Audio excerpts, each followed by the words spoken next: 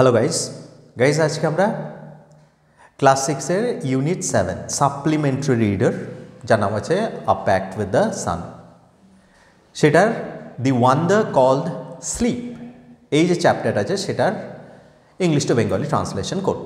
Let's get start. Now guys, আমরা দেখতে পাচ্ছি ওয়ান্ডার বলে একটা কথা আছে। এই যে ওয়ান্ডার, এই ওয়ান্ডার মানে হচ্ছে আশ্চর্য। স্লিপ মানে আমি জানি ঘুম। বলছে এই ঘুম ব্যাপারটা এটা হচ্ছে একটা অত্যাশ্চর্য বা আশ্চর্য একটা জিনিস, এবং এর অ্যাডভান্টেজেস আর ডিসঅ্যাডভান্টেজেস কী সেটার বিষয়ে আমরা জানব।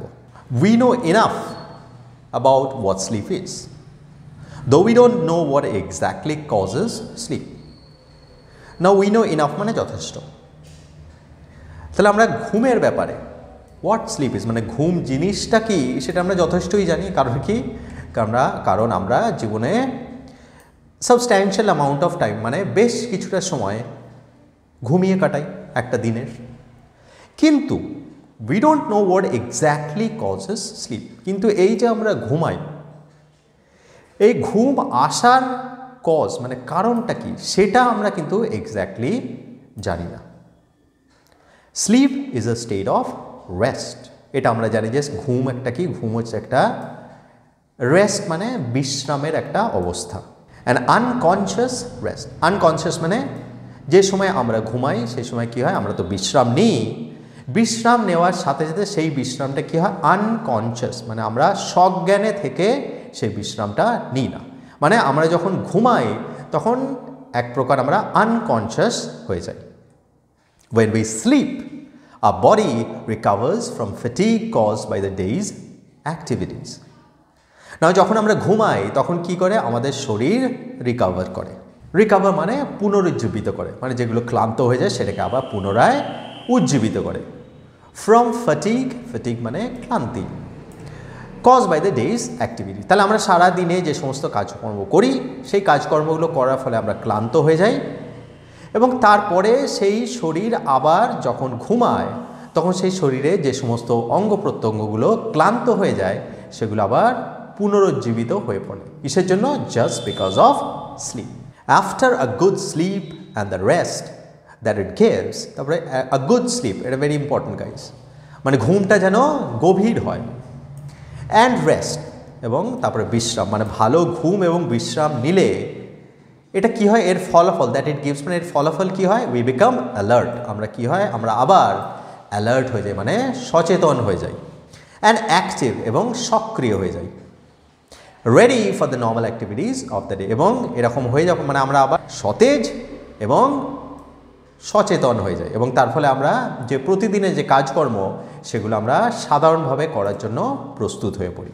মানে তার মানে বোঝা যাচ্ছে প্রতিদিনের কাজকর্ম খুব অ্যালার্টনেসের সঙ্গে এবং খুব সক্রিয়ভাবে করার জন্য ভালো ঘুম এবং বিশ্রামের দরকার আছে। When we wake up in the morning, it is not always possible for us to remember what happened when we were asleep.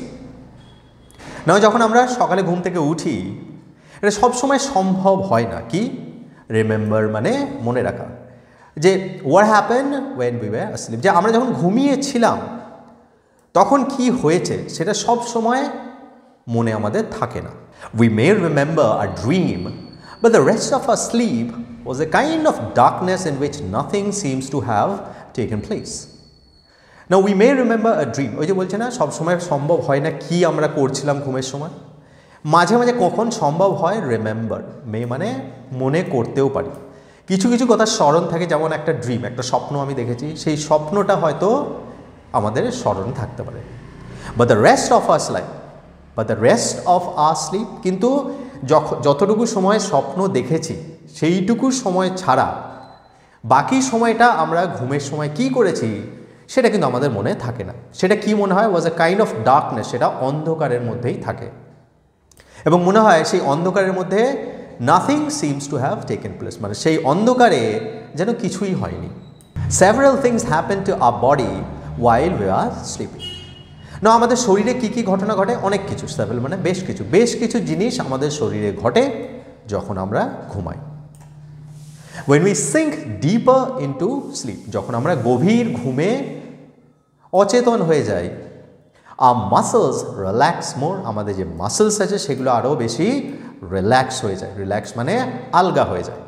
our heartbeat becomes slower, এবং আমাদের যে হার্টবিট হৃদস্পন্দন সেটা আস্তে হয়ে যায়। our temperature and blood pressure go down, আমাদের শরীরের যে টেম্পারেচার মানে উষ্ণতা এবং আমাদের যে ব্লাড প্রেশার সেটাও কমে যায়। the ever active brain also slows down, আর আমাদের সব সময় সক্রিয় যে জিনিসটা সেটা হচ্ছে ব্রেন, মানে আমরা যখন জেগে থাকি একটা জিনিস সব সময় সক্রিয় থাকে সেটা হচ্ছে আমাদের ব্রেন, সেটা কি থাকে সেটাও স্লোজ ডাউন, সেটাও তার কাজ করা কমিয়ে দেয়। So that we can think or act consciously, যাতে আমরা সচেতনভাবে থিঙ্ক মানে ভাবতে বা কিছু করতে না পারি, এবং সেই জন্য কী করে ব্রেনটাও কী করে স্লো ডাউন করে দেয়, মানে ব্রেনটাও ভাবতে পারে না। বাট উই ড্রিম, কিন্তু তার সত্ত্বেও আমরা স্বপ্ন দেখি। when we wake up our temperature and blood pressure rise to normal, যখন আমরা আবার ঘুম থেকে উঠি তখন আমাদের আবার টেম্পারেচার মানে শরীরে উষ্ণতা এবং ব্লাড প্রেশার সেটা আবার বেড়ে যায় এবং সেটা আবার সাধারণ হয়ে যায় বা স্বাভাবিক হয়ে যায়। our heartbeat and breathing also becomes normal, আমাদের যে হৃদস্পন্দন এবং আমাদের নিঃশ্বাস প্রশ্বাস সেটাও আবার নর্মাল মানে স্বাভাবিক হয়ে যায়। and we are fully awake, এবং ঠিক এরকম সময়ে আমরা সজাগ হয়ে উঠি। and have forgotten most, এবং যখন আমরা তন্দ্রাচ্ছন্ন অবস্থায় ছিলাম তখন কি কি ঘটেছে তার বেশিরভাগটাই ভুলে যাই।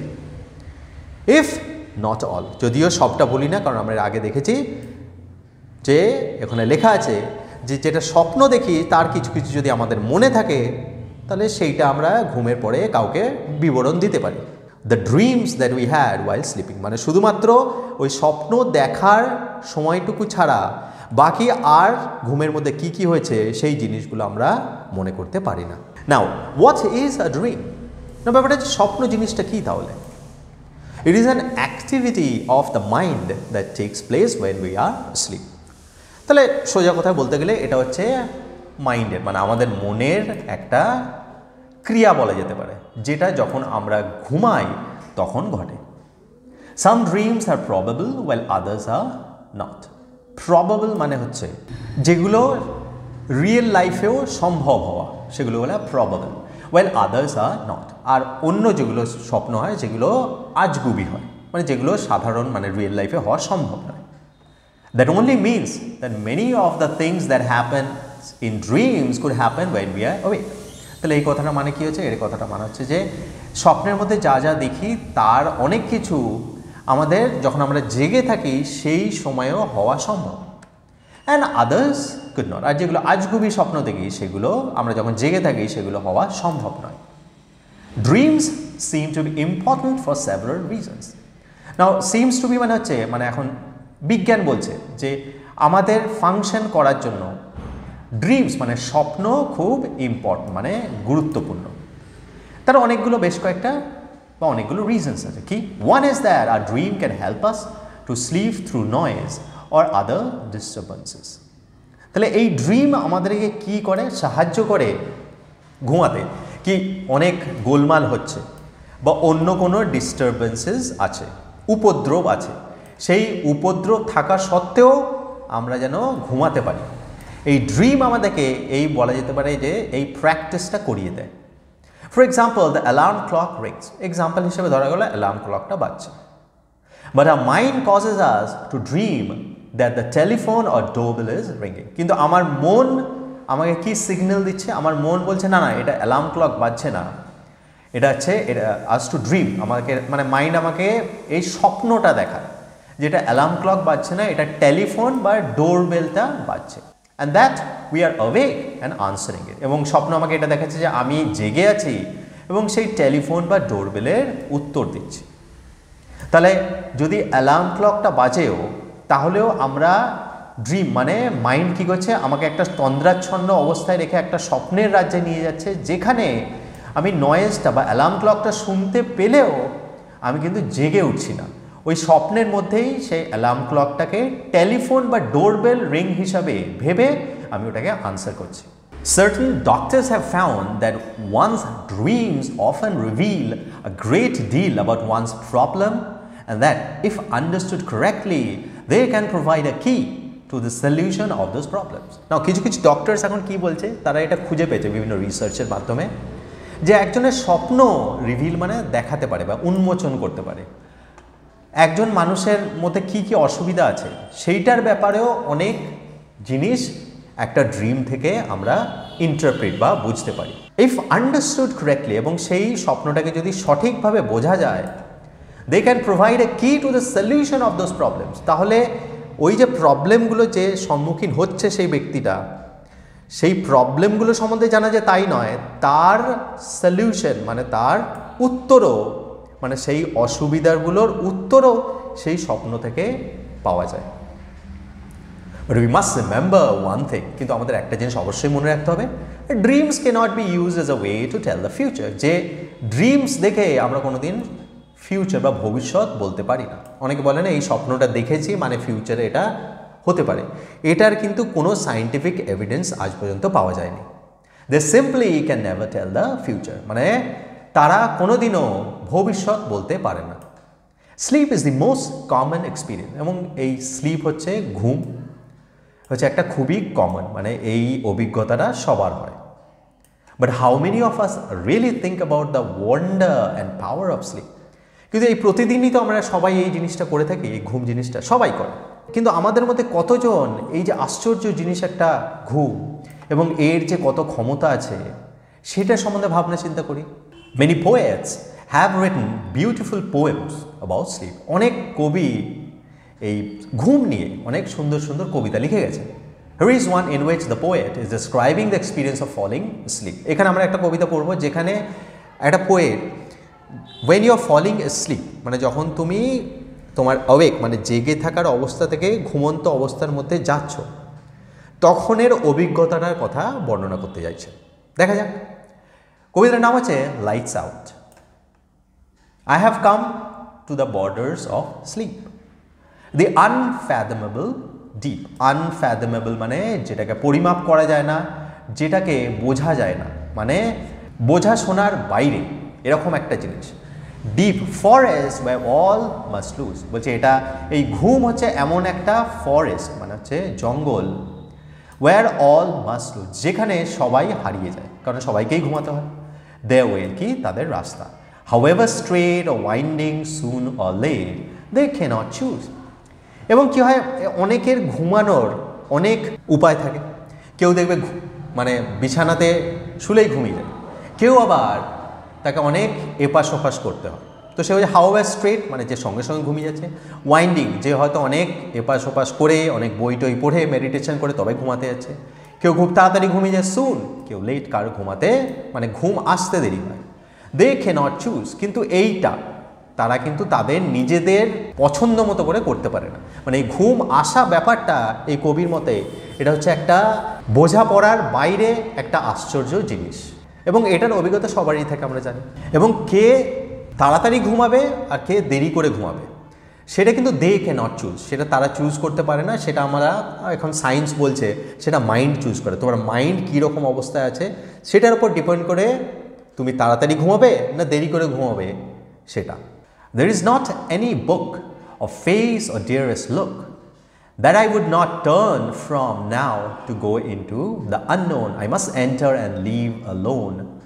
I know not how. Now, there is not any book or face or বলছে কোনো বই বা face of dearest look বা কারোর মুখ, কোনো জিনিসই that I would not turn from মানে কোনো জিনিসই আমাকে এই ঘুমানোর থেকে আলাদা করতে পারবে না। To go into the unknown, go into the unknown মানে ঘুমানোর কথা বলা হচ্ছে। আননোন মানে আমরা দেখেছিলাম যে আমরা ঘুমিয়ে গেলে তারপরে কি হয় সেটা কেউ জানি না, সেই জন্য ও বলছে যে কি কোনো বই বা কোনো মানুষের মুখই আমাকে এই ঘুমানোর থেকে বিরত করতে পারবে না। I must enter and live alone. I must enter মানে আমি যখন ঘুমাতে যাচ্ছি আমাকে একাই ঘুমাতে হবে। একাই মানে মাইন্ডটা তো তোমার নিজেরই, একাই মানে তোমার পাশে কেউ শুয়ে আছে সেটার জন্য বলছি না, কিন্তু তুমি যখন ঘুমাচ্ছ তুমি কিন্তু একাই ঘুমাচ্ছ। অ্যান্ড লিভ অ্যালোন, এবার তারপরে তুমি যখন জেগে উঠছো তখন তুমি একাই জেগে উঠছো। আই নো নট হাউ, এবং তারপরে সেই কবি বলছেন যে এই পুরো ব্যাপারটা, এই অত্যাশ্চর্য ব্যাপারটা কীভাবে হয় সেটা আমি জানি না। কে লিখেছেন? Edward Thomas. So guys, this is the end of the chapter. I hope you had some sort of idea about what sleep is from this very important chapter. Thank you for watching. Thank you for listening. My name is Kutubuddin. Have a wonderful day. Tata.